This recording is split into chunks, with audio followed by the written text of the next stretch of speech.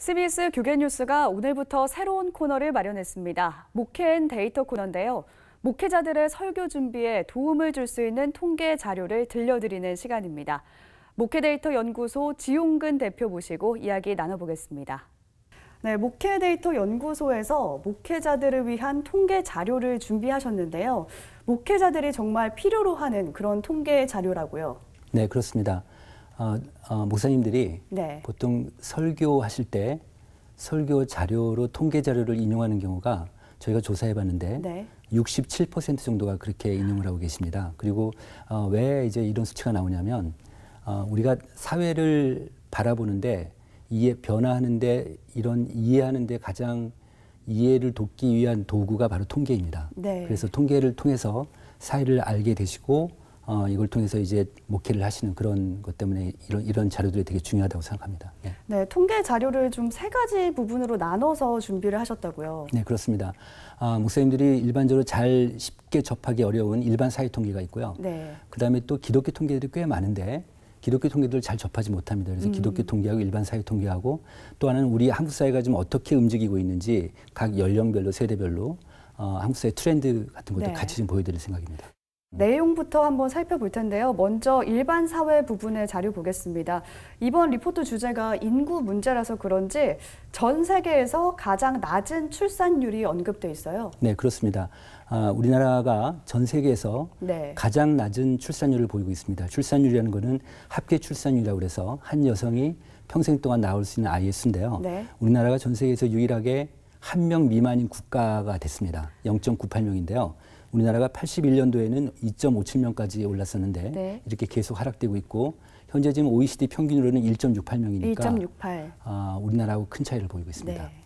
이와 관련해서 좀 몇 가지 한두 가지 좀 말씀드리고 싶은 거는 혼인 건수입니다. 그러니까 지금 우리나라 출산율이 약한데 이게 영향을 미치는 요인 중에 하나가 결혼을 옛날보다 안 하시는 거예요. 그러니까 혼인 건수가 지난 7년 동안에 계속해서 하락이 되고 있는데 지난 7년 동안 한 21% 정도 감소를 하고 있습니다.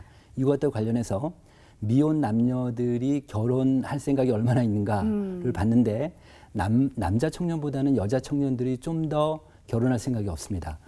보건사회연구원에서 조사를 했는데요. 2015년도에 미혼 여성이 65% 정도가 결혼할 생각이 있다고 했는데 2018년도에는 45%로 굉장히 많이 떨어져 있습니다. 근데 재밌는 거는 미혼 여성들 중에서 연령이 올라갈수록 이 의학률이 점점 떨어지는 거예요. 특히 30대 중반 넘으면 굉장히 많이 하락되는 걸 보이고 있습니다. 기독교 조사 통계 내용을 한번 볼게요. 한국인의 종교 현황도 조사하셨다고요? 네, 우리나라 통계청이 5년마다 한 번씩 센서스 조사를 하는데 종교 인구는 크게 변하지 않는다고 해서 10년마다 한 번씩 합니다. 그래서 85년부터 2015년까지 30년간 한 세대죠. 30년간에 어떻게 변했나 봤더니 85년도에는 무종교인이 57%였고 종교인이 43%였습니다. 절반 이상이 종교가 없었다. 그렇습니다. 그러니까 그 당시에는 무종교인이 많았죠. 근데 지금 2015년도에 보니까 무종교인이 56%, 종교인이 44%였습니다. 지금 다시 무종교인이 많아진 거죠. 그러니까 중간에는 종교인이 많았었는데 그래서 이 종교인이 무종교인보다 많았던 기간이 한 10년 남짓 정도 되고 있습니다. 10년만 종교인이 많았고 10년 남짓 정도, 한 15년 사이 좀 구축됩니다. 종교인이라는 건 개신교 포함해서 다른 타 종교까지 다 포함해서 말씀하시는 거죠? 종교인들의 연령부 분포를 보면 50대를 기준으로 해서 50대를 넘으면서 종교인 비율이 쭉쭉 올라가고 있고요. 그다음에 50대 밑으로 해서는 점점 더 무종교인이 많아지는 그런 특성을 좀 보이고 있습니다. 이제는 종교인별로 보겠습니다. 종교인별로 보면은 2015년도 기준으로 봤을 때 개신교가 20% 정도 되고요.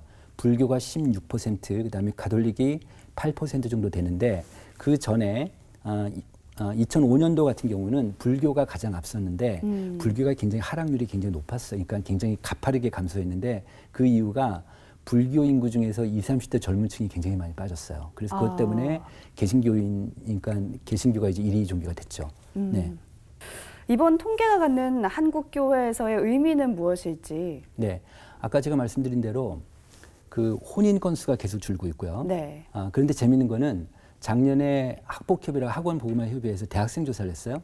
근데 대학생들한테도 똑같이 결혼 의향을 물어봤는데 재미있는 거는 개신교 학생이 비개신교 학생보다 결혼에 대한 의향률이 더 높았어요. 네. 결혼에 대한 인식도 좀 강했고요. 그 얘기 뭐냐면 교회에서 아무래도 이제 그런 설교도 듣고 교회 교육도 받고 하면 이 가정에 대한 게 되게 중요하다는 걸 우리가 알기 때문에 그렇죠. 그래서 교회 안에 지금 미혼 청년들이 굉장히 많은데 이 미혼 청년들한테 어떻게 결혼에 대해서 심어주고 가정에 대한 의미, 중요성을 심어주고 상담하고 이런 것들이 이런 통계 데이터였으면 굉장히 중요하겠다 이런 생각을 해봤습니다. 네, 감사합니다. 오늘 말씀 잘 들었습니다. 고맙습니다. 고맙습니다.